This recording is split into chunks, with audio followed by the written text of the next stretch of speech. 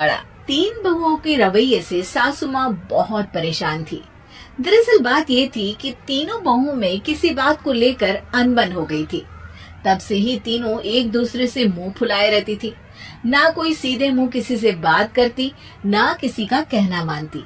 पड़ोसी भी इस बात को जानते थे और जाने कैसे कैसे बातें भी करते। इसीलिए सासू माँ ने तीनों बहुओं को तुरंत अपने कमरे में बुलाया। मैं कई दिनों से देख रही हूँ, तुम तीनों अलग अलग सारे काम कर रही हो। ये सब नहीं चलेगा, तीनों को मिलकर ही काम करना पड़ेगा। सास की बात सुनकर एकदम से बड़ी बहू बोल उठती है। नहीं मम्मी जी, मैं इन दोनों के साथ कुछ नहीं कर सकती। मैं इस घर की बड़ी बहू हूँ, फिर भी ये मेरा कहना बिल्कुल भी नहीं मानती। अरे जेठानी जी, जानबूझकर मुझे डबल काम करवाती है आप, और छोटी मुझसे टेढ़े मुंह ही बात करती है। इन दोनों के बीच हमेशा सैंडविच बन जाती है मेरी, और मैं हमेशा आलू की तरह बीच में मसली जाती हूँ। मम्मी जी, इन दोनों को लगता है कि मैं छोटी हूँ तो इनके पैरों तले दब जाऊंगी, लेकिन नहीं, मेरा भी उतना ही अधिकार है जितना इन दोनों का है। बढ़िया आए दोनों मेरी चुगली करने के लिए, मुझे क्या कम समझ रखा है। तीनों बहू एक दूसरे से बहस करने लगती है और सास दोबारा ये देखकर टेंशन में आ जाती है और सबसे कहती है, चुप हो जाओ, अब से तुम तीनों सारे काम एक साथ करोगी। आंख बंद करके एक दूसरे की बात सुनोगी। तुम तीनों इस बात को गांठ बांध लो, वरना अगली छुट्टियों में तुम्हारा अपना मायके जाना कैंसिल। सास की बातें सुनकर डर के मारे तीनों हामी भर देती है। जी मम्मी जी, मैं समझ गई। हाँ मम्मी जी, जैसा आप कहें। आप जो कहेंगी मैं वही करूंगी। तीनों बहू सास की बात को गांठ बांध लेती है और वादा करती है कि अब से सारे काम वो तीनों एक साथ मिलकर ही करेंगी। ये सब देखकर सास खुश हो जाती है और वहाँ से चली जाती है। नीचे जाकर वो देखती है कि घर में शर्मा जी आए हुए होते हैं। सास जोर से आवाज लगाकर कहती है, अरे बहू, जरा चाय बनाकर तो लाना, शर्मा जी आए हैं। सास की बात सुनकर तीनों बहू तुरंत किचन की ओर भागती है और चाय बनाना शुरू कर देती है।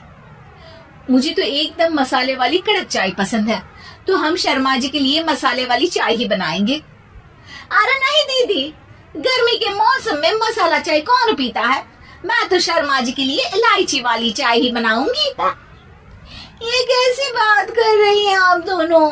मेरी मम्मी ने सिखाया है कि मेहमान को ज्यादा दूध और शक्कर वाली चाय देनी चाहिए, वरना वो घर वालों को कंजूस समझते हैं। तो मैं तो शर्मा जी को ऐसी ही चाय दूंगी। तीनों बहुएं अपने अपने तरीके से चाय में शक्कर, मसाला, पत्ती सब डाल देती है। उबलने के बाद तीनों मिलकर चाय बाहर लेकर जाती है और शर्मा जी और सासू माँ को देती है। चाय पीने के बाद शर्मा जी सासू माँ को देखकर शर्मा जाते हैं और शर्मिंदा महसूस करते हैं कि आखिर उन्होंने चाय पीने के लिए हामी क्यों भरी। सासू माँ भी चाय पीना शुरू करती हैं और कहती हैं, अरे बहू, ये कैसी चाय बनाई है? चाय है या मीठे दूध की बासुंदी? हाँ, चाय अच्छी नहीं लगी क्या? कोई बात नहीं, हम पराठा बनाकर लाते हैं। चलो चलो अंदर। हाँ चलो। हाँ आती हूँ मैं भी। नहीं नहीं, मेरा पेट चाय ने ही चौपट कर दिया, वही काफी है। पराठे से पोपट नहीं करवाना, मैं तो चलता हूँ। शर्मा जी चुपचाप पतली गली से निकल जाते हैं। अगले दिन सास बहुओं से कहती है, अरे बहू, जाओ जाके ऊपर के गेस्ट हाउस की सफाई कर दो। कल हमारे यहाँ मेरे दूर के रिश्तेदार आने वाले हैं, तो पूरे कमरे को चमका देना, समझी? तीनों बहू सास की बात को मानकर ऊपर सफाई करने चली जाती हैं और तीनों कमरे की सफाई चालू कर देती है। बड़ी बहू मकड़ी के जाली साफ करती है, तो बीच वाली झाड़ू लगाना और छोटी वाली सर्फ डालकर जमीन धोना शुरू कर देती है। अरे दीदी, जेठानी जी, अभी मैंने पूरी फर्श धोई और अब फिर से धूल नीचे गिरा रही हैं। और मछली जेठानी जी, आप बिना झाड़ू की धूल यहाँ छटक रही हैं।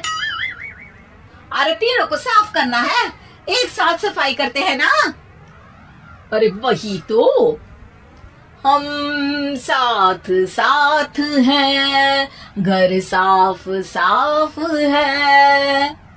तीनों बहू ऐसे ही काम में उलझ जाती हैं और 2 घंटे तक एक ही कमरे की सफाई करती रहती है। बहुत देर से अपनी बहुओं को ना देखने के कारण सास ऊपर कमरे में उन्हें देखने जाती है, लेकिन कमरे में घुसते ही वो गीली फर्श पर फिसलने के कारण नीचे गिर जाती है। ओरी मोरी मैया, हड्डी मरोड़ के रख दिए, आए मेरी तो कमर ही टूट गई रे। तीनों बहुएं सास को उठाती है और बिस्तर पर सुला देती है। अरे मेरे हाथ पैर दर्द कर रहे हैं, दबा दो आराम मिलेगा। हाँ जी माँ जी। अरे जी माँ जी माँ जी।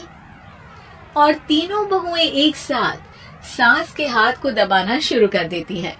माँ की तो चीख ही निकल जाती है और नतीजा ये होता है कि सास के बचे हुए शरीर में भी दर्द उठ जाता है।